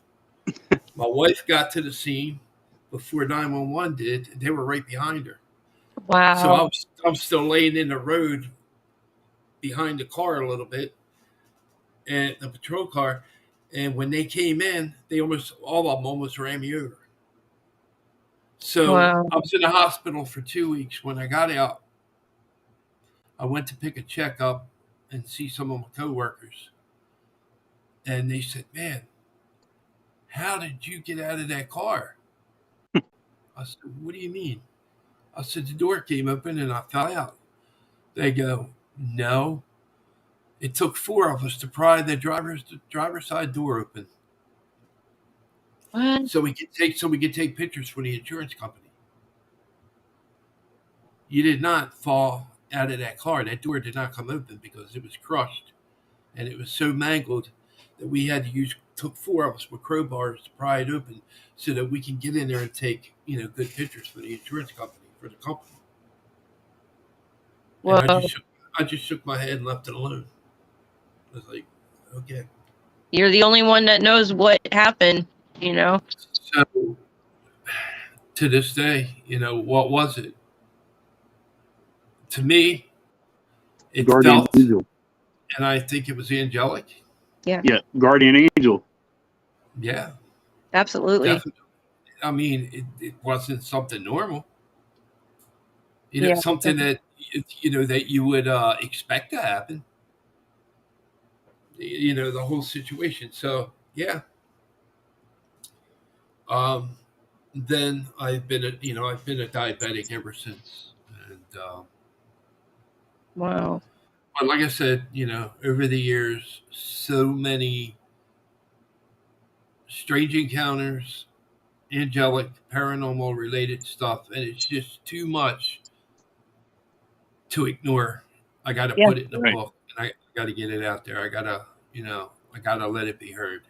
Yeah. Absolutely, because you're seeing things and hearing, feeling things for a reason.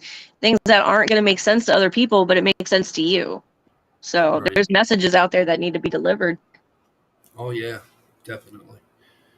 Um, trying to think of let me see where we're at. Yeah, we still got a little bit. Yeah, of you're time. speaking of Are you guys good? dialysis. What's that? You're speaking of dialysis and everything. I have end-stage renal failure. I'm 45 years old. I was born with one kidney. I'm a cancer survivor. I beat stage 3 non-Hodgkin lymphoma. The chemotherapy destroyed my only kidney. So where your organs are in your body, mine are on the totally opposite side. And his only kidney is only functioning at 8%. Let me ask you this, because my mother died in 1989 from kidney failure, respiratory. I know back then kidney dialysis wasn't all that great. Today, I mean, it's 2023 now. How much better do you think it is? Is it more advanced or? Well, it is. You know, if you see my arm, you see my arm. Okay. That's where I went through surgery because they infiltrated my arm. This is where in my arm they stick 15 gauge needles, 2 of them. It's in a fistula that's underneath the skin. Yeah, and it goes under in this vein in there, and that's what pumps my blood in and out of my body, and it filters, cleans my blood. But the technology is so much better nowadays because you could actually look over and see this machine functioning as your kidney, and you can see your blood filtering in and out, becoming cleaner. And I spend 3.5 hours every other day on a machine. 3 times a week. Do you do that at home or at the hospital? Well, we do it at dialysis center. Okay. Yeah, but he got a letter in the mail, something about they're going to start working on a possible transplant situation. So we're hoping and praying for that. Yes, definitely. Yeah, I'll keep you in my prayers. Thank you very much. Thank you so much. You know, but now, you know, this urine, I mean, protein that's dumping into my urine. Have you heard anything about that? You know, they're telling me that my kidneys are starting to. I just saw a doctor. He's telling me that's a red flag. It is. Yeah, creatinine. Too much creatinine is dangerous. Yeah. I don't even eat meat anymore. I'm a vegetarian. Yeah. I don't eat meat. But I do. They have this gel shot that I get, 14 to 16 grams or whatever of protein per shot. It's liquid protein, basically. You know, to substitute what is lacking in protein in my body. Yeah, and he gets that from the dialysis But center. you definitely need to be careful because that higher protein level, it can cause internal bleeding. The higher protein levels can cause other parts of your body to start acting up, which wasn't acting up before. Stay away from potassium. Yeah, potassium, phosphorus. Yeah. Any of that kind of stuff. He has to be real careful what he puts in his body. Yeah. Wow. Yeah. We're wishing you the best, though. Absolutely. Let us know when you get, you go to the doctor. Let us know how it goes, and we'll be praying for you as well. Thank you. Thank you very much. It's rough, but it's rough seeing. I would much rather be the one getting it than my husband, but he says the opposite. He wouldn't want me to go through it, but it's rough. I don't want anybody in my family going through what I'm going through. But I can honestly tell you this, being a paranormal investigator, being part of Anubis, being part of this organization has really given me brighter days. It gives me something to look forward to. The networking, the meeting of people, I have found a solid purpose. When I felt like everything was lost, I was like, well, what difference does it make? I'm probably not going to be here that long anyway. And I'm 45 years old, and that's scary to be thinking that way. But, my parents will probably outlive me. And I want to take every single day, and I want to live the very best that I can every single day. Yeah. I'm sorry. Does it take a lot out of you going? Yes. For 3 hours of dialysis? Yes. Oh, yeah. It takes, he gets so fatigued so easily. And, but I'm right here with him through it all. There's when sickness and health, I mean that with everything in me. I'm not going anywhere. She's been a godsend to me because she She's my little blonde-haired superwoman. I absolutely love my job. I love my job. I work with animals. So, and then we do the paranormal investigating in the free time. It's awesome. It's awesome. If you look down the bottom in the ticker, you see what the first word is?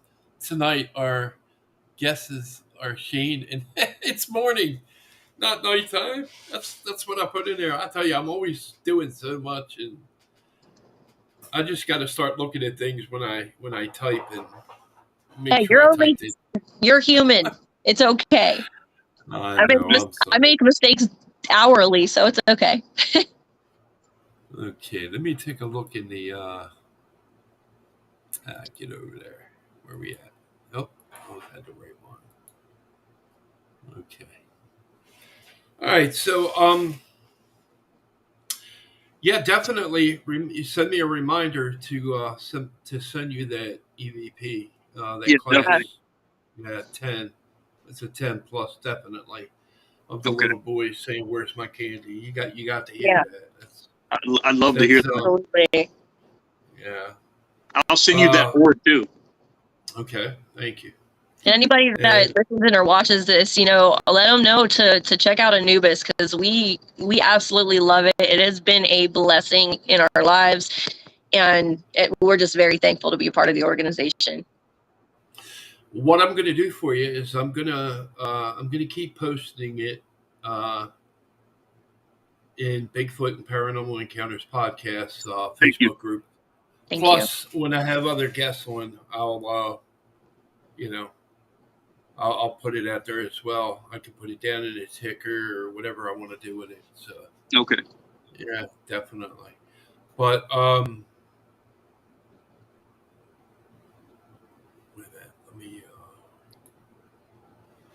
let me look in here and make sure I didn't forget any.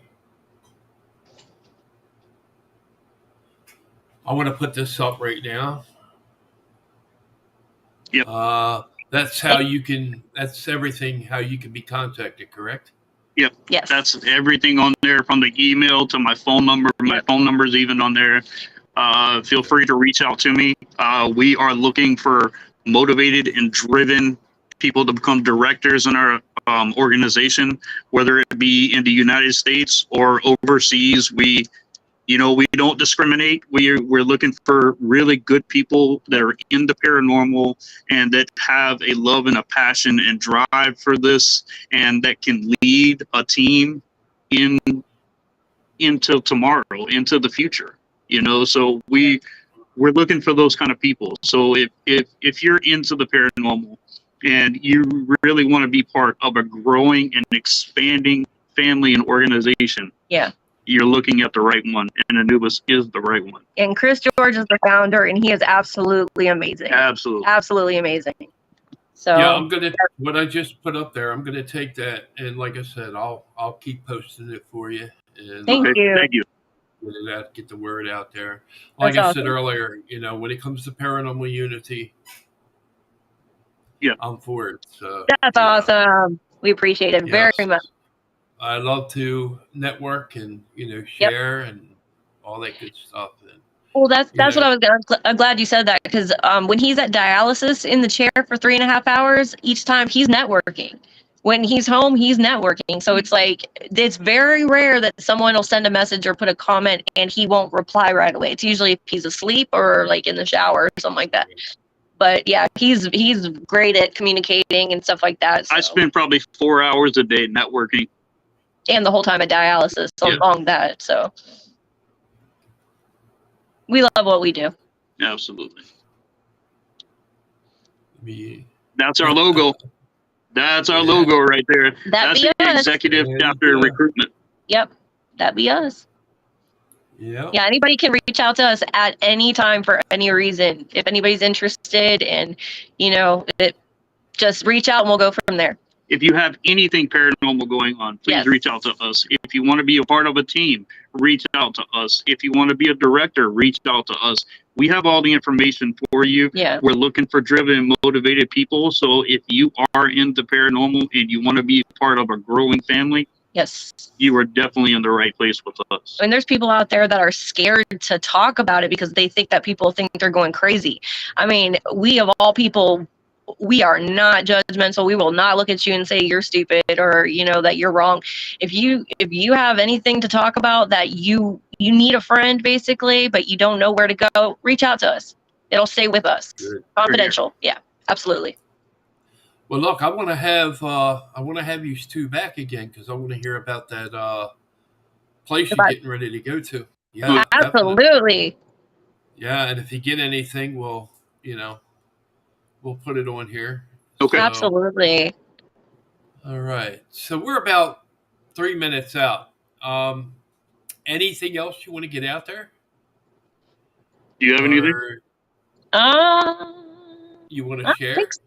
I don't know.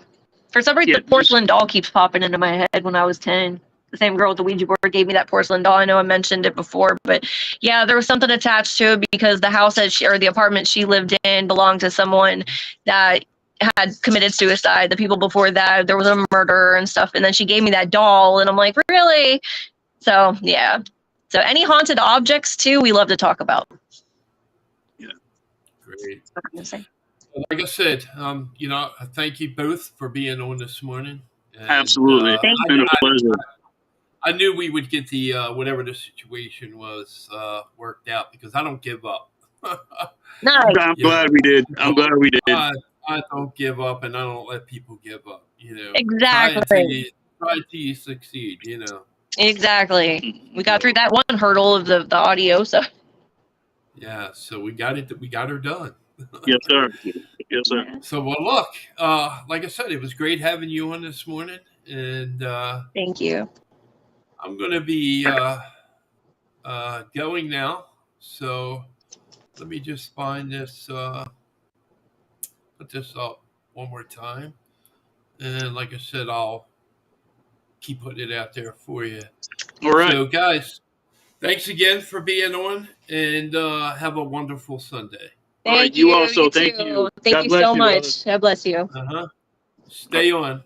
Thank you. All right.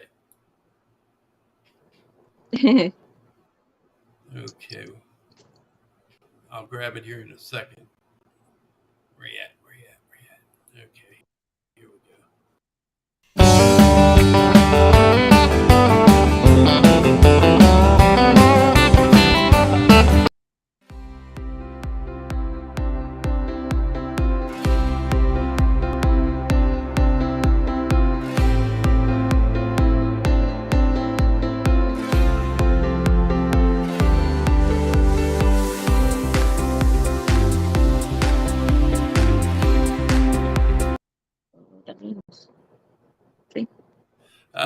Something messed up there.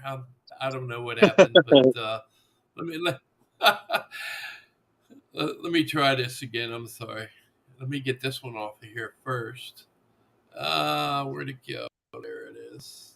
Nope. You got it. You can do it. I know I can. Where did it go? Oh my God, it's messing with me big time. Wow, where did it go? I can't hit that yet. Oh, Lord.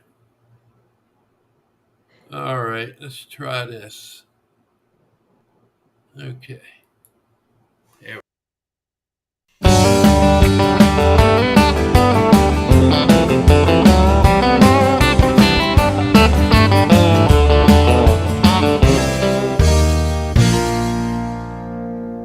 From the Northwest to the Everglades, from the Southwest up to Maine. Even though he's seldom seen, everybody knows his name. Through the forests and the backwoods, folks are looking night and day, hoping for a chance to see old Bigfoot USA. Well, he's big, bad, and hairy, hangs out in the woods. No doubt he'd be scary in any neighborhood. He's the best there is at staying hid, but we're gonna find him anyway. Maybe then we can document old Bigfoot USA. He leaves And if that ain't evidence, how about hair? Banging on trees and midnight screams don't sound like no bear. Got an appetite, keeps him up all night, so he likes to chill all day. But he'll be around when the sun goes down. He's Bigfoot USA.